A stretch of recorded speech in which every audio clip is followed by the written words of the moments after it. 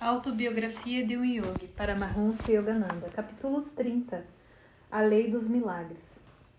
O grande romancista Leon Tolstói escreveu um conto adorável, Os Três Eremitas, que seu amigo Nicholas Roerich resumiu da seguinte maneira: três velhos ermitões viviam numa ilha. Eram tão simples que a única prece que sabiam fazer era: nós somos três, vós sois três, tende piedade de nós. Grandes milagres aconteciam graças a essa singela oração. Ao ficar sabendo da existência dos três eremitas e sua inadmissível prece, o bispo da diocese decidiu visitá-los e ensinar-lhes as invocações canônicas.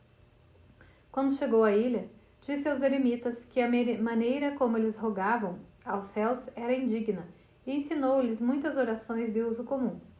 Depois disso, o bispo partiu em seu barco e viu que uma luz fulgurante o seguia. Assim que a luz se aproximou, o bispo viu os três eremitas, que de mãos dadas corriam sob as ondas tentando alcançar o barco.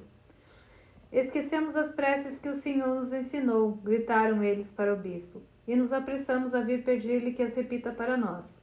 O espantado bispo respondeu humildemente: meus caros, continuem a fazer sua antiga oração. Como os três santos caminharam sobre as águas? Como Cristo ressuscitou depois de ter sido crucificado? Como Lahiri Mahasaya e Sri Yukteswar realizavam milagres? A ciência moderna até agora não encontrou resposta para essas perguntas, embora o advento da bomba atômica e as maravilhas do radar também tenham expandido abruptamente o alcance da mente humana. A palavra impossível vem estar perdendo importância no vocabulário científico. As antigas escrituras védicas declaram que o mundo físico opera sobre uma lei fundamental, Maya, ou o princípio da relatividade e da dualidade. Deus é a única vida, a unidade absoluta. Ele não pode aparecer como as diversas e isoladas manifestações da criação, a não ser sob um véu ilusório e real. Essa ilusão cósmica é Maya. Todas as grandes descobertas científicas modernas têm servido como uma confirmação dessa simples afirmação dos rishis. A lei do movimento de Newton é uma lei de Maya. Para toda ação, há sempre uma reação igual e contrária. As ações mútuas de dois corpos quaisquer são sempre iguais e diretamente opostas. Ação e reação são, assim, exatamente iguais. A existência de uma única força é impossível. Deve haver, e sempre haverá, duas forças iguais e opostas. As atividades fundamentais da natureza tornam evidente sua origem em Maya. A eletricidade, por exemplo, é um fenômeno de repulsão e atração. Seus elétrons e prótons são opostos elétricos. Outro exemplo, o átomo, ou partícula final da matéria, é como a própria Terra, um ímã com polos positivo e negativo. O mundo fenomênico como um todo está sob a influência inexorável da polaridade.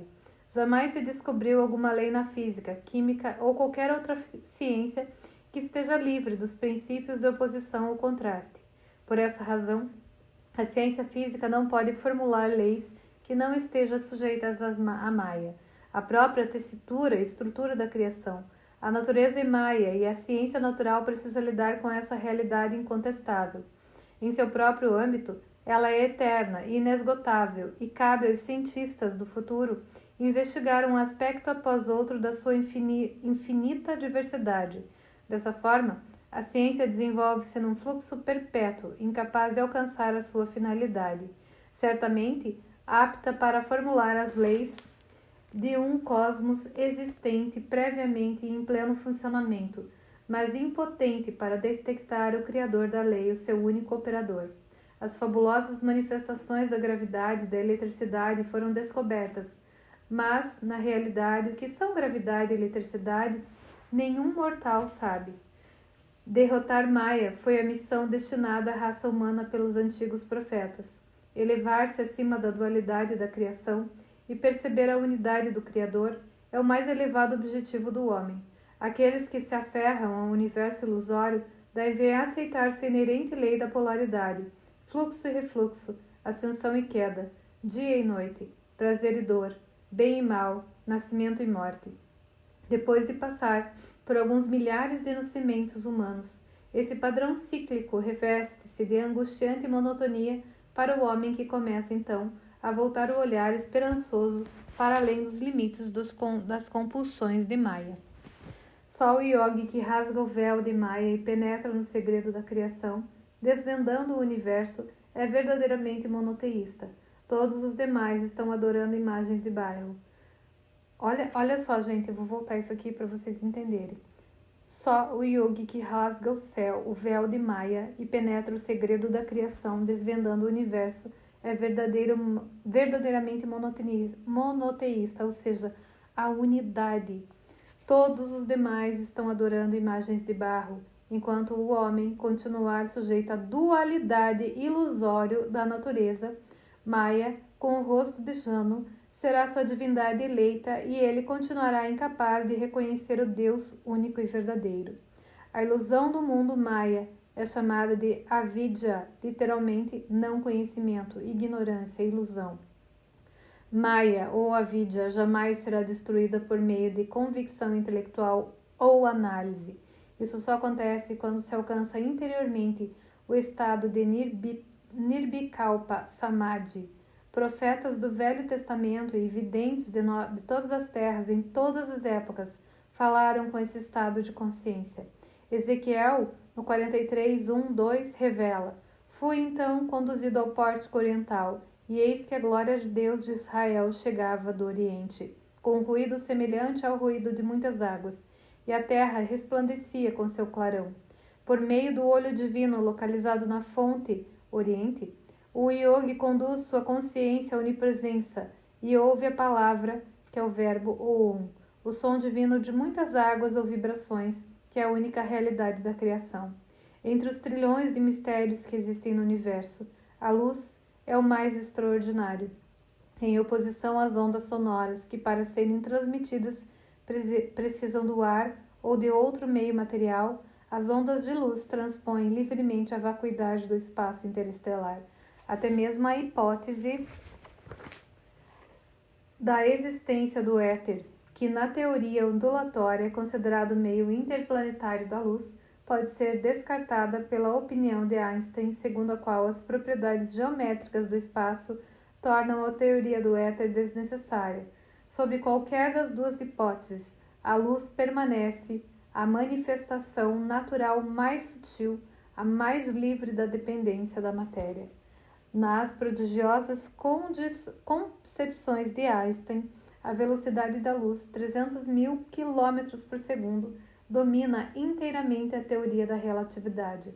Ela comprova matematicamente que até onde concerne a mente finita do homem, a velocidade da luz é a única constante no universo instável.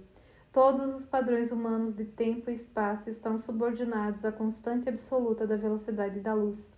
Tempo e espaço são relativos e finitos, e não fatores abstratos e eternos, como se considerava até então. Sua medida só tem valor se a referência for o padrão da velocidade da luz. Quando o tempo se juntou ao espaço como uma relatividade dimensional, deixou de ser um valor imutável e foi reduzido à sua real natureza, uma simples essência de ambiguidade. Com algumas poucas equações, Einstein baniu do cosmos toda a realidade estável, exceto a da luz. No desenvolvimento posterior da sua teoria do campo unificado, o grande físico engloba as leis da gravitação e do eletromagnetismo numa única fórmula matemática. Ao reduzir a estrutura cósmica a variações de uma única lei, Einstein viajou através dos séculos até chegar aos rishis, que proclamavam a unidade da criação. A tessitura multiforme de Maya, a partir da célebre teoria da relatividade, surgiram as possibilidades matemáticas de explorar um átomo primordial. Hoje em dia, grandes cientistas não hesitam em afirmar que o átomo é energia e não matéria. E não apenas isso, declaram também que a energia atômica é essencialmente substância mental. Sir Arthur Stanley Eddington escreveu em seu livro The Nature of the Physical World: a percepção clara de que a ciência física investiga um mundo de sombras representa um progresso dos mais significativos.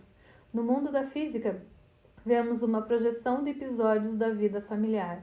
A imagem do meu cotovelo repousa sobre a imagem da mesa, enquanto a imagem da tinta flui sobre a imagem do papel. Tudo é simbólico e permanece como um símbolo para o físico. Chega então a mente alquimista que transmuta os símbolos. Conclui-se, indo direto ao assunto, que o mundo material é constituído de substância mental, a realidade da matéria e dos campos de força da antiga teoria física, para ser inteiramente irrelevante, exceto pelo fato de que é a substância mental que tece essas imagens. Dessa forma, o mundo exterior transformou-se num mundo de sombras. Ao nos livrarmos das ilusões, libertamo-nos da substância, pois constatamos que a substância é a maior de todas as ilusões. Como a recente descoberta do microscópio eletrônico, obteve-se a prova definitiva do núcleo luminoso dos átomos e da inevitável dualidade da natureza. O jornal The New York Times publicou a seguinte matéria sobre uma demonstração do microscópio eletrônico realizada em 1937 numa reunião da Sociedade Americana para o Avanço da Ciência. Eu vou parar por aqui e a gente vai continuar esse capítulo nas cenas do próximo capítulo, no mesmo capítulo.